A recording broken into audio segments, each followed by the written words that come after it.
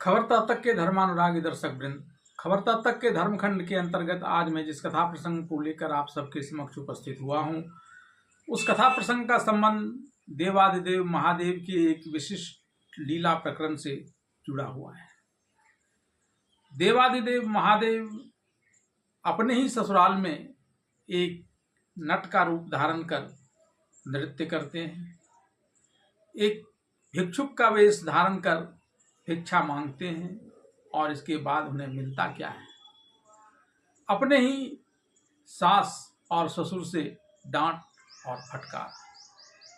जिस देवादिदेव महादेव की एक झलक पाने के लिए, एक कृपा पाने के लिए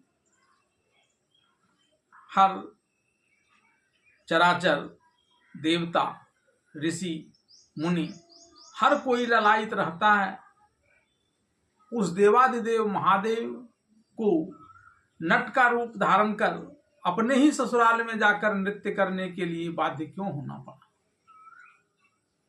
और फिर आखिर कैसे उनके ही सास ससुर ने उनके साथ उस प्रकार का बुरा बर्ताव किया कि उन्हें वहां से अपने सेवकों को धक्के मारकर निकाल लेने की आज्ञा तक दे दी। दरअसल यह सब कुछ लीलाधारी देवादिदेव महादेव की एक लीला थी, जो उन्होंने जगदम्बा पार्वती को शायद यह बताने के लिए किया हो कि वे तमाम मंगलों और अमंगलों से परे हैं और किसी भी अमंगल को वे मंगल कर सकने में समर्थ हैं। शिव पुराण में वर्णित कथा के अनुसार जब जगदम्बा पार्वती देवादिदेव महादेव को अपने वर रूप में प्राप्त करने हेतु तपस्यारत थी, तब सबसे अंत में उन्होंने एक ब्रह्मचारी का वेश धारण किया और जगदम्बा पार्वती के पास पहुंच गए और उनसे कहा कि वे शिव को लेकर बहुत कुछ जानते हैं, अगर आज्ञा हो तो मैं बताऊं। और जैसे ही जगदम्बा पार्वती ने उन्हें आज्ञा दी तो उन्होंने शिव के प्रति दुर्वाद कहने प्रारंभ कर दिए, जिससे जगदम्बा पार्वती काफी क्रोधित हो गई और उन्होंने उस ब्रह्मचारी वेशधारी शिव को कह दिया कि तुम्हें इस शिव के बारे में कोई जानकारी नहीं है, और फिर कुछ ऐसे भाव प्रकट किए वहां से जाने के लिए तिरस्कृत करते हुए उस ब्रह्मचारी वेशधारी शिव की कि शिव को अपने मौलिक रूप में आना ही पड़ा।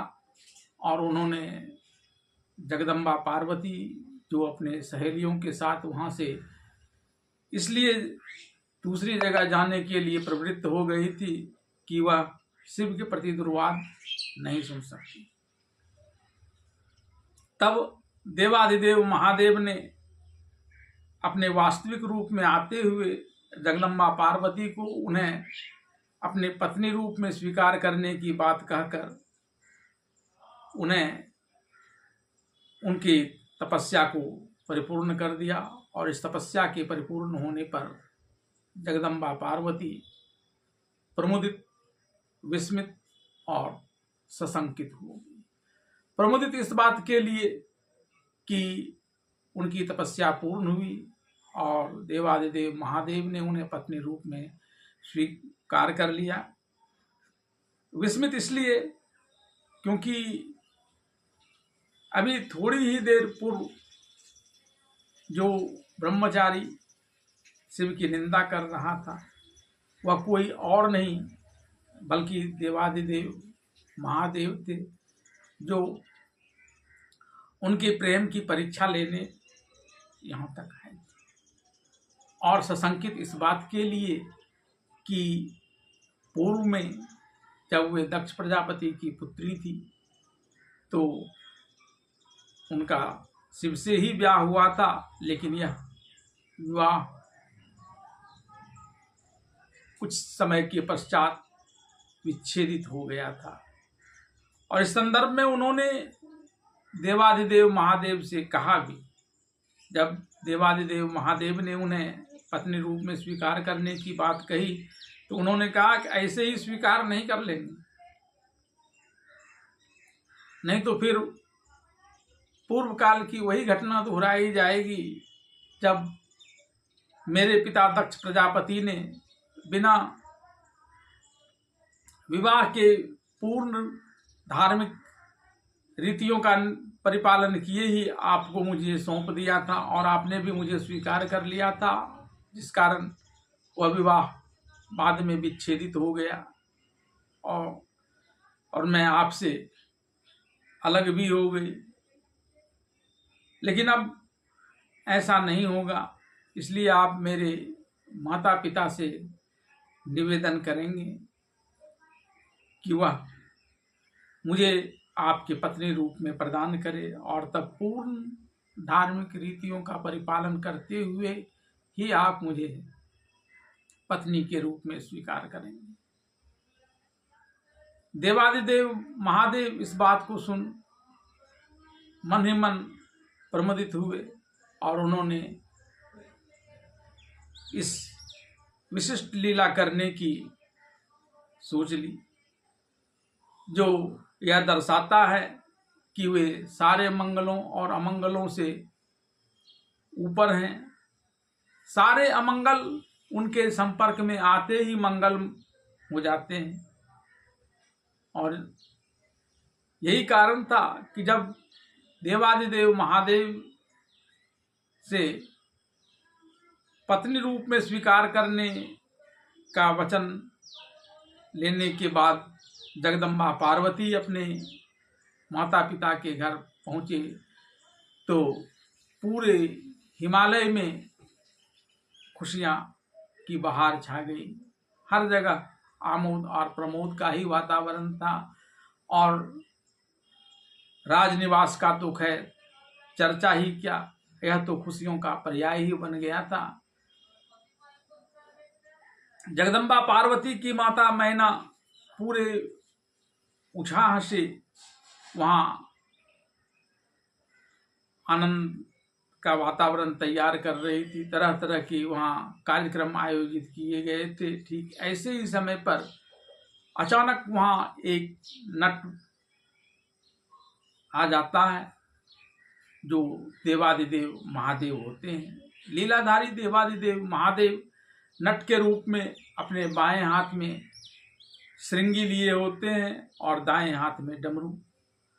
उनके पृष्ठ पर गुदरी का एक गट्ठर होता है और उन्होंने रक्तांग वस्त्र धारण किया है। और इन तमाम विकृतियों के बावजूद जब उस नट ने वहाँ अपना नृत्य का प्रदर्शन शुरू किया तो सारे लोग अभिभूत हो गए। मैना भी आश्चर्यचकित रह गई। और तब लीलाधारी देवाधिदेव महादेव ने वहाँ मौजूद जगदम्बा पार्वती को देखकर उनकी मनोकामना पूर्ण होने का वर दिया और उस नृत्य के कर्म में ही कुछ इस प्रकार के बदलाव लाए कि वह नट वहाँ से गायब हो गया और उसकी जगह एक भिक्षुक आकर वैसे ही मनोहारी नृत्य करने लगा। पार्वती की माता जगदम्बा उस भिक्षुक के नृत्य को देखकर इतनी अभिभूत हुई कि वे सोने की सूप में हीरा माणिक मणियों की ढेर लेकर आकर उस भिक्षुक को देने लगी। लेकिन उस भिक्षुक ने उसे लेने से साफ इनकार कर दिया और कहा कि वह इस सब में से किसी की चाहत नहीं रखता है।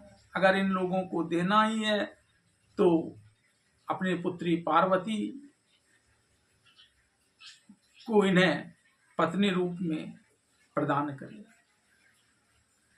यह बात सुनते ही जगदम्बा पार्वती की माता मैना काफी विस्मित और क्रोधित हो गई और तत्काल उस भिक्षुक को अपने राजमहल से बाहर चले जाने का निर्देश दिया। लेकिन वह भिक्षुक बाहर जाने की जगह वहीं और सुंदरता मनोहारी नृत्य करने लगा। तब तक हिमवान जो गंगा स्नान करने और विष्णु पूजन के लिए गए हुए थे वे भी वहां आ जाते हैं और अपनी पत्नी मैना से सारे वृत्तांत जानकर अपने सेवकों को आदेश देते हैं कि वह इस भिक्षुक को तत्काल राजमहल से बाहर कर दें। तभी देवादिदेव महादेव एक और विशिष्ट लीला करना प्रारंभ कर देते हैं। वे तत्क्षण भिक्षुक से कुंडल किरीट पीतांबरधारी चतुर्भुज विष्णु के रूप में प्रकट हो जाते हैं। हिमवान देखते हैं कि अभी जो पूजा सामग्री उन्होंने उन्हें भगवान विष्णु को अर्पित किए थे वे सारे पूजा सामग्री इस भिक्षुक के स्वरूप में दिखाई दे रहा है। अभी इस बात को लेकर पार्वती के पिता हिमवान विस्मित हो ही रहे थे कि तब तक उस भिक्षुक ने एक दूसरा रूप धारण कर लिया और वे वेदोच्चारण करने वाले रक्तवर्णा ब्रह्म चतुर्भुज ब्रह्मा के रूप में प्रस्तुत हो गए। फिर उन्होंने सूर्य का रूप धारण कर लिया और इसके बाद उन्होंने अपनी जो छवि प्रस्तुत की उसने तो हिमवान को पूरे आश्चर्य से भर दिया, क्योंकि उनका यह रूप रुद्र का था और इस रुद्र रूप में वे जगदम्बा पार्वती के साथ सुशोभित हो रहे थे। अब इस विस्मय और आश्चर्यचकित दृश्यों को देखकर हिमवान मन ही मन उस भिक्षुक पर क्रोधित हो रहे थे, क्योंकि वे चाहकर भी उनका कुछ बिगाड़ नहीं पा रहे थे। तब सारे मनोभावों को समझते हुए उस विभिन्न रूपधारी देवाधिदेव महादेव ने एक बार फिर से भिक्षुक रूप में आकर हिमवान से उनकी पुत्री शिवा का अपने पत्नी के रूप में देने के लिए निवेदन किया और हिमवान के इनकार करते ही वे वहां से अंतर्धान हो गए।